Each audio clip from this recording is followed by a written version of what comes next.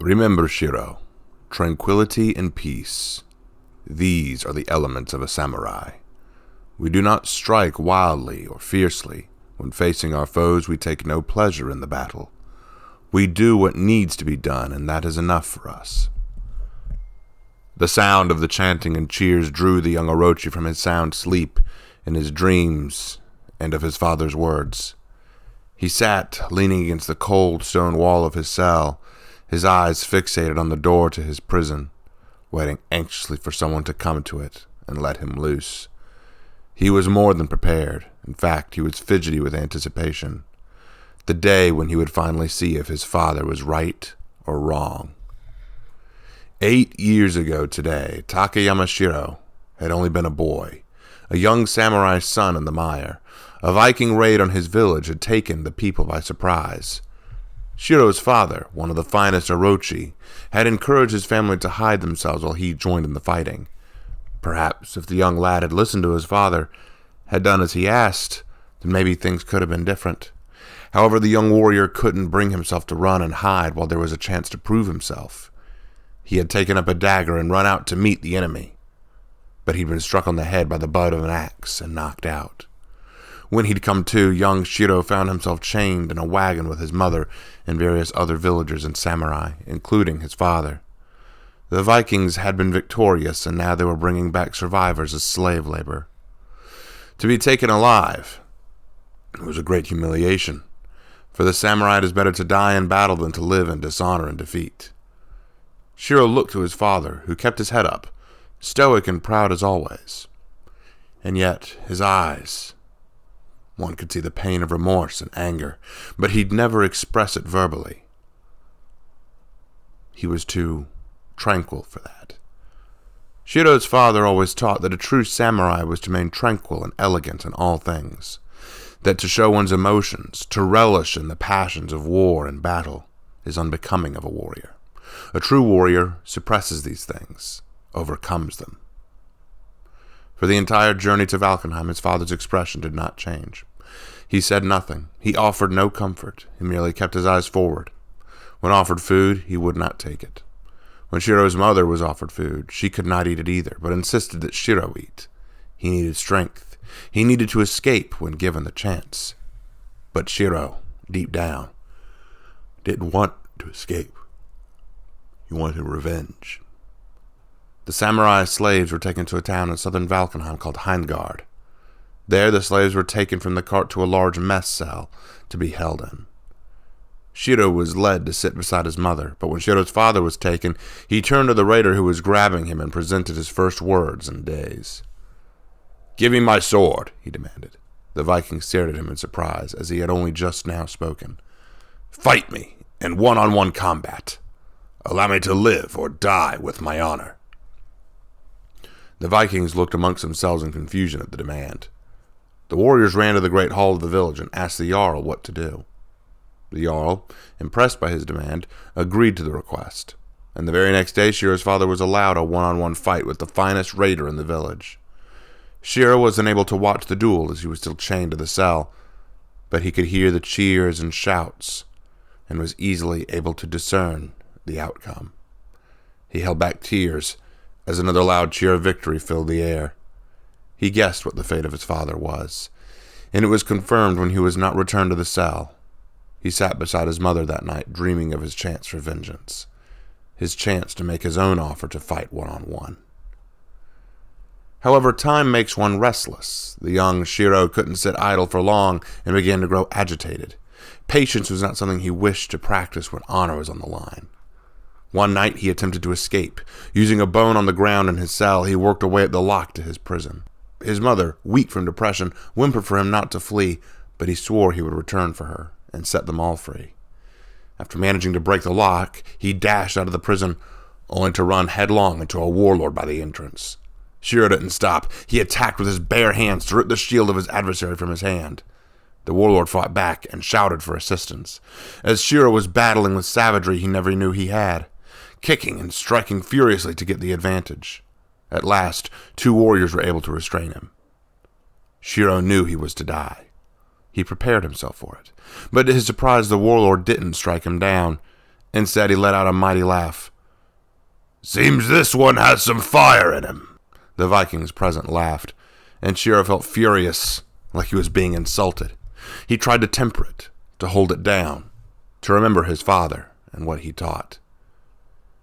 "He might make for a worthy challenge one day, but he won't get any better laying in a cell." He knelt down at eye level with Shiro. "Kill me, like you did my father," Shiro snapped. "I demand one-on-one combat." "And you'll have it, but only when you can prove worthy of it," the warlord answered. "No, the Jarl himself must hear me," Shiro shouted. "You're looking at the Jarl, lad. I am Hathor." The Jarl spoke firmly. "And I say that if you're to prove yourself worthy of a one-on-one fight, you have some work to do." He stood up and smiled. "Now how about we make a deal between us men? Stay here, train under us and grow stronger to earn that battle you want. And in return, I'll let the slaves go back to the mire." The deal was struck, and by that time tomorrow, 15 samurai prisoners were freed to return to the mire, while Shiro remained behind to prepare himself. It seemed a strange thing the Vikings would so easily give up on their slaves, but the truth was it's hard to feed that many people, and the Vikings had raided the mire lands strictly because they were running low on resources. Taking slaves had been a costly and unhelpful endeavor, so it actually benefited them more to let go of a few and hold on to the rest. But months would pass like days as Shiro pit his skills against the young Viking warriors. He abstained the use of any of their weapons, only allowing himself to wield the sword of his father, the only thing that he had left to remember his father by. Every morning began with him waking up before the sun could peer beyond the peaks. He would perform hand-to-hand combat techniques on tree stumps, large boulders, and would harden his kicks by striking his feet and legs against the walls and boulders to reinforce their power. During his sparring exercises, he was merciless. For each cut and bruise he received, he repaid it in kind. When bested, he would bow, but vow he would be victorious the next day. The messages and words of his father to remain tranquil and composed faded with each passing day. He grew a fierce tenacity in his battles, and soon the Vikings around the village began to know Shiro not by his face or his heritage, but by the roar of rage that accompanied his focused skills. It was one of the most strange combinations that Hathor had ever observed in a warrior. He had the raw strength, power, and feral ferocity of any Viking, but matched with the focused precision and elegance of an Orochi born of the mire. He was an impressive spectacle, and Shiro himself could feel that he was not quite the same. The Vikings, who he had once viewed as detestable and vile, had become something more to him. The cold of the mountains of Valkenheim held a comfort, and the ways of these people he once thought to be savage and base was in fact more fair and valiant than he once thought. It seemed a strange thing again to believe that they of the mire were so above such things as debased and debaucherous ideals, above emotional, passionate, wild savagery, and yet through their supposed wild savagery, the Vikings felt more free than he had ever known himself to be. Indeed, he truly felt free. He found himself admiring the fearless nature of these warriors. Unshakable, tenacious in all they did. It was an aspiration he himself had longed for. Was it perhaps this very thing that his people lacked? Why they had been defeated by them in the first place? Had his father lacked this? Should he lack it? The question eluded him. He said nothing of his thoughts or concerns to the other Vikings, but he also did not look upon his captors as jailers any longer, but as warriors, rivals, and in some cases, even friends. But 8 years had passed in the blink of an eye, and on one very fateful day, Hathor came to Shiro and told him of an impending battle to take place. Hathor was to lead a strike force against an Ashfeld fortification. The knights there were with Iron Legion. He was short on manpower and would love to have Shiro along for the battle. To his surprise, Takayama Shiro felt excited by the offer. The chance to prove himself had come. The very next day, Shiro was traveling with a Viking raiding party to attack an Ashfeld fortification near the Valkenheim border. The fortress was small, It could be taken in a few short hours, provided the knights defended it were in short supply. However, rumor was that reinforcements were being sent to help it. They had to take it quick, or retreat back to Valkenheim and try again another day. The last thing the knights expected to see was a warrior in samurai armor charging with the Vikings into battle. As the knights of the Iron Legion poured out to meet the coming threat, Shiro found himself ahead of the pack, engaging in combat with a fully plated lawbringer. With a savage roar, he kicked the lawbringer back and struck at him with his katana. The resounding clang of metal on metal sent shivers down Shiro's spine, but it also brought a satisfied smile to his face behind his mask.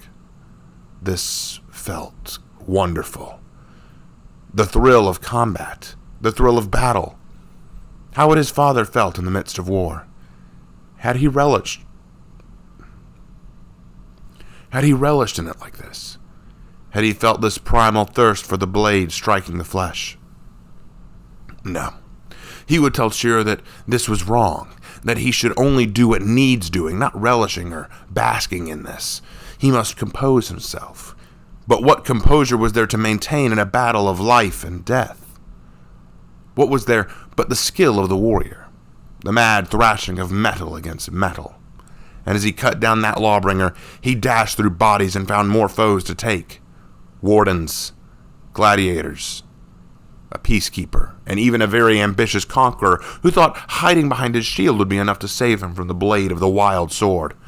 For he was more than a mere samurai, more than an Orochi.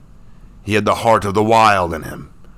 The soul of a true son of Valkenheim pulsed within this child of the mire. The battle was leaning their way, and Shiro was a mad phantom among the carnage, cutting through openings in armor and finding new foes to fell. However, as the prize was drawing close, as the gates to the fortress were just within sight, something caught Shiro's eye. A raider who had been fighting beside him for some time fell, a longsword through her abdomen, and the one holding it was a warden with long blonde hair and a body that struck him as familiar. She had a bearing to her that reminded him of the Vikings he had come to live with. It couldn't be. The woman warden and Shiro locked eyes, and an understanding was passed between them. Both had something very much in common, and yet couldn't be more different. Shiro, the samurai who bore the soul of a Viking, and Ruth, the daughter of Vikings raised by knights. An air of caution filled the air as even the battle around them seemed to give them space for their inevitable clash. Shiro's one-on-one was finally here. Shiro moved first, striking out at Ruth with a furious strike to Ruth's neck. Her sword rose to meet it, and she overpowered the blow with a shoulder bash, which sent Shiro staggering backwards. He didn't quit. With a rabid roar, he charged again, and the two began trading strikes. With each meeting of blades, the raw power of the two resonated through the air. Shiro couldn't stop himself from smiling. The ultimate test. The true one-on-one that he wanted, and there was no tranquility here. No peace. No restraint. This is what it was to truly test your mettle against a worthy foe. But Ruth was not breaking as easily as he expected. Despite his various and vicious blows, the blood trader held firm and repelled the Orochi each time. As Shiro dusted himself off for another attack, he suddenly became aware of another sound. "Retreat!" a Viking was roaring. "Pull back to Valkenheim!" Shiro had been so caught up in his duel, he hadn't noticed the forces of the Iron Legion receiving reinforcements. The Vikings were being routed, they were retreating, and he had to join them. He glared down Ruth, and the two locked eyes once more. There was a truth shared by them, and by Shiro with more glee than he could have thought possible. They would fight again. The wild samurai and the Northborn knight. And when that battle came, Shiro would cherish every instant of the fight, win or lose, for the spirit of the wild had invaded his every instinct. Legends arose around Valkenheim of a son of the mire who had more in common with the Viking brethren than anyone else, for he was a son of the mire no longer. He was loyal only to the noble and proud sons of the North. Takayama Shiro, the wild spirit.